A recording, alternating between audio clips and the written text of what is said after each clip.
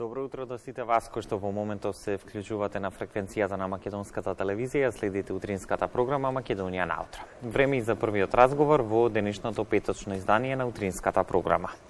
Занаечиската комора Скопје, основана во 1932 година, веќе 90 години фокусирано работи на поддршка и развој на занаечиството. Но се чини како никогаш досега исправена пред бројни предизвици кои со себе ги донесе здравствената, а во последно време и економската и енергетската криза. Многу занаети кои што се пренесуваат од генерација на генерација за жал изумираат, намалената продажба и високите сметки за електрична енергија во овој момент се најголеми непријатели на семејните бизниси. Голем дел од занаечиите не можејќи да извадат крај со крај сериозно размислуваат и да ги затворат своите дуќани. Каква е улогата на занаечиската комора во поддршката на занаечиите во овој момент?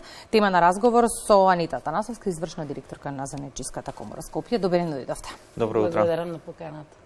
Во ситуација на економска криза се чини вистински предизвик, меѓу другото и за занаечиите, како да го зачуваат бизнисот, да ги зачуваат работните места и од друга страна да останат ликвидни. Ако пандемијата значеше некаков почеток на колапсот на бизнисот, на занаечиите, какво е во моментов влијанието на енергетската и економската криза токму врз занаечискиот сектор? Ковид кризата можам да кажам дека беше почеток на еден голем предизвик со кој што се соочија занаечиите во делот на одржување на бизнисите ликвидни и да останат регистрирани во занаечиските регистри. Сега се соочуваат со уште поголеми предизвици во однос на енергетската криза, особено занаетите кои што се поврзани со користење на високи капацитети енергенси, тоа се пекарите и сладкарите, како и другите услужни дејности во делот на автомеханиката и слично, се соочуваат со огромни сметки за електрична енергија и навистина име трошок, освен тоа и самата ситуација во намалена потрошувачка на нивните услуги. Исто така се соочуваат со големи предизвици во овој дел. Комората постојано поднесуваше иницијативи во изминатите гостувања. Имам зборувано дека дававме предлози да се стават во категорија на домаќинства, затоа што тие навистина не се големи правни субјекти и се во останата потрошувачка во моментот, меѓутоа нашиот предлог не беше прифатен и така да остануваат во истата категорија. Проблемот е од високи размери затоа што овие занаечиски дејности се соочуваат не само со зголемени цени на енергенсите, меѓутоа и со зголемени цени на репроматеријалите, ресурсите кои што ги користат за производство на производите, така да нивниот производ мора да има повисока цена, а со тоа се соочува со намалена потрошувачка страна на купувачите. Делот занаечиите, споменавме и во најавата, сериозно размислува за згаснување на семејните бизниси. Кои бизниси се во најголем ризик оваа сезона?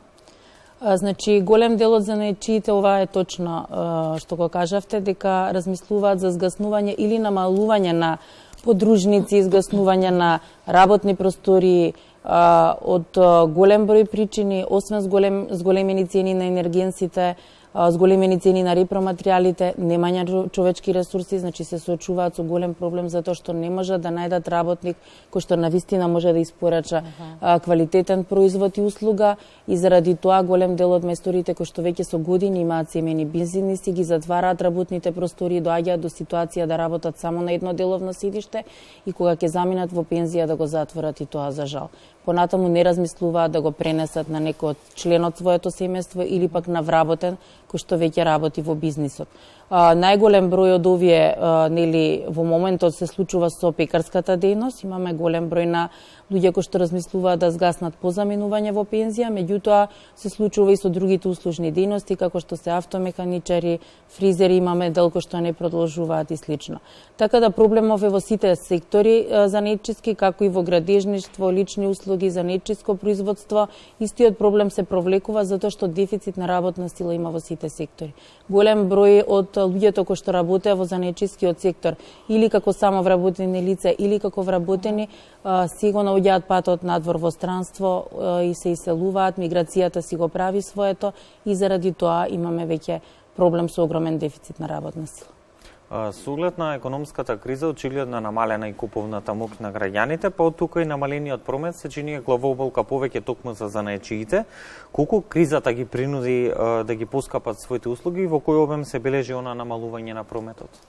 Занаечиите во многу мал дел на услужни дејности ги зголемија цените, се потрудија да останат приближно слични со цените од пред ковид кризата, затоа што увидоа дека платежната моќ на граѓанинот е се помала и дека со тоа, со покачувањето на цената на услужните или нели производите кои што ги произведуваат, нема да можат да го добијат купувачот како редовен купувач на нивните услуги, меѓутоа особено во пекарската и сладкарската дејност беа принудени да ги покачат услугите затоа што таму ресурсите нели репроматеријалите отидоа многу високо со цените, енергенсите исто така и беа принудени да ги зголемат цените, особено членовите на пекарската секција. И сега тука малку ме збунивте во однос на пекарите. Знам дека дел од оние кои што произведуваат основни производи има можност да аплицираат за поевтина електрична енергија. Зошто пекарите не се најдоа?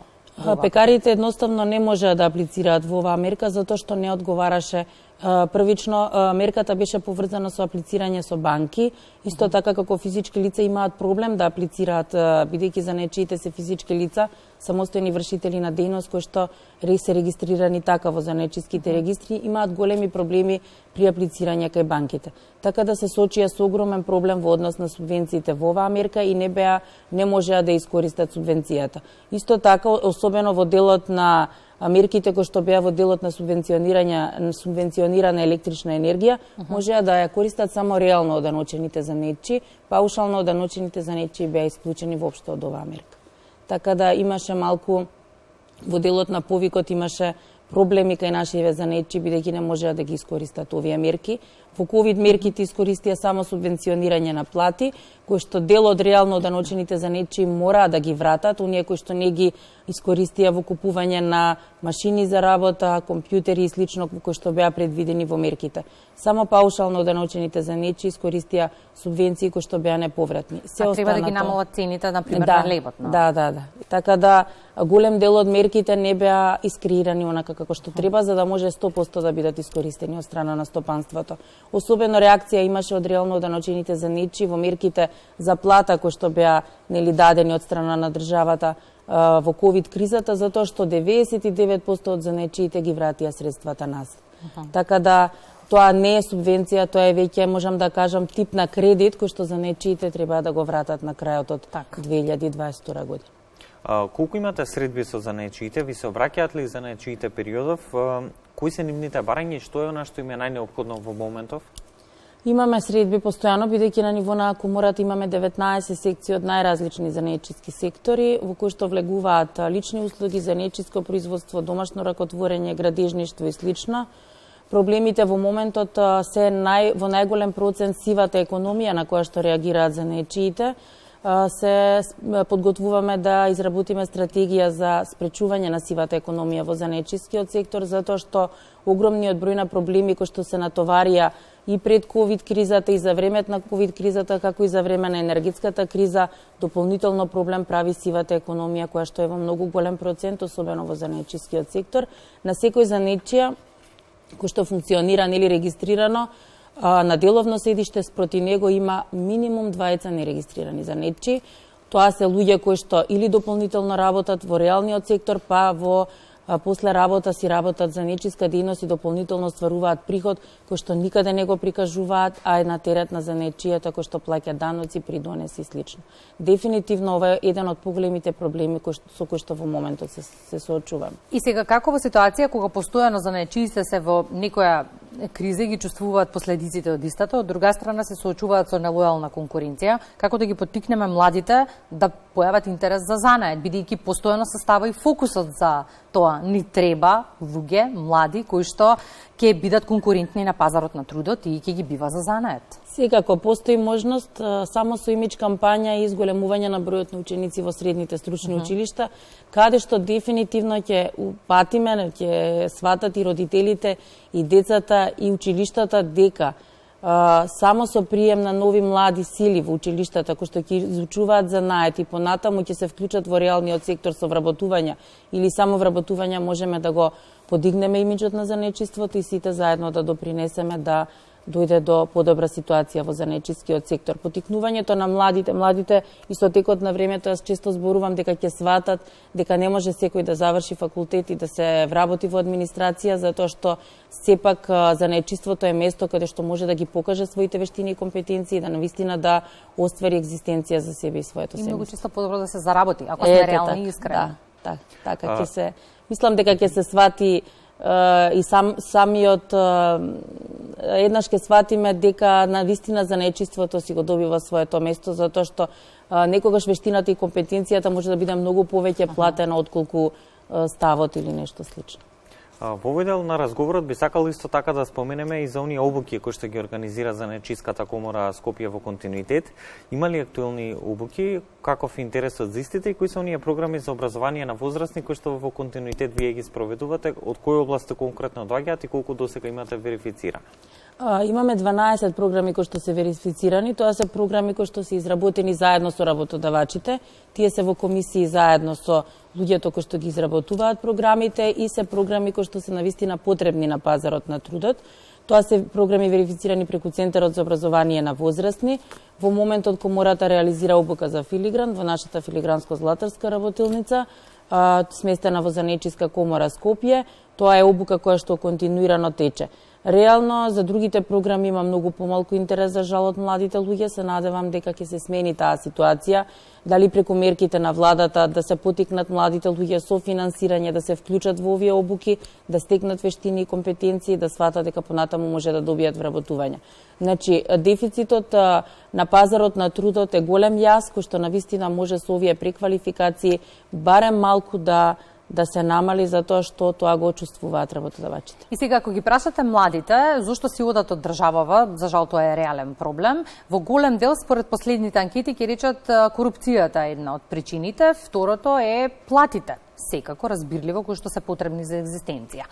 Ако ги прашате работодавачите од друга страна, ќе кажат како да обезбедиме толку високи плати кои ги бараат младите во услови кога постојано и ние сме на удар на некоја криза. Да.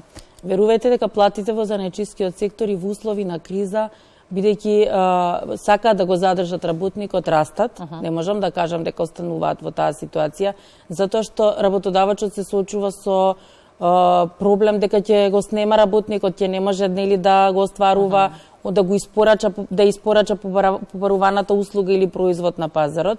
Така да со зголемувањето на платите во занаетчискиот сектор, младите мислам дека ќе сменат сликата и ставот дека си заминуваат од тука заради ниските примања. Со тоа што нормално дека работодавачите се соочуваат со потешкоти, меѓутоа за да го задржат работникот не можат да го остават на минимална плата. Таа плата мора да биде повисока за да остане во нивните, за да работи нели во нивните занаетчиски работилници, дали е браварска дејност, дали е фризерска или слично. Инаку ставот на младите, зошто си одат младите? Очигледно незадоволство од општата ситуација, можеби меѓутоа секако една од причините и ниските примања за своја екзистенција. И со оглед на тоа што очигледно не очекува зима полна со предизвици, што е потребно да се направи за да се преживее оваа зима и какви преструктурирања им се потребни токму на занаетите? Преструктурирање на занаетите во голем дел секако нема да има во занаетчиската дејност, затоа што функционираат делот нив на традиционален начин на производство, делот нив се веќе модернизирани, меѓутоа потребни се субвенции, особено во делот на енергенсите и нашето барање да се префрлат на категорија домаќинства. Упорно остануваме на ставот да државата го разгледа ова прашање, затоа што тоа се сепак физички лица регистрирани во занаетчиски регистри, не се големи индустријски гиганти и не може да бидат во иста категорија. Тоа е едното барање на кое што остануваме како комора. Друг тип на преструктурирање не може да има во занаетчискиот сектор, тие остануваат на истиот начин на функционирање. Барањата нели во делот на даночни ослободувања, доколку имаат чираци, ученици на пракса и слично, Занаетчиската комора Скопје останува на ставот дека иницијативите да се мотивираат работодавачите, да ги отворат вратите за младите, да ги учат на занаети, меѓутоа сето тоа да биде во рамките на средното стручно образование или невработени лица кои што се заинтересирани да стекнат вештини и компетенции на занает, меѓутоа сепак да бидат мотивирани со одредени даночни ослободувања, за да и тие имаат некаква нели на крај мотивација да влезат во процесот на учење. И какво е вашето очекување како занаидчиска комора? Споменавме во неколку наврати, зимата ќе биде тешка, но како ќе ја пребродиме истата? Што мислите вие? Со какви бројки на почетокот на пролетта би можеле да стартуваме? Мислите на И во поглед на бројот на бизниси и во поглед на профитот на истите? Значи, очекуваме намалување, затоа што веќе со 31.12, значи со завршетокот на годината имаме најави за бришење на голем број на фирми. Значи, очекуваме околу 5% од членството да се одле. Причините се исто тешката економска криза, дел емиграција, си одат во странство за нечиите.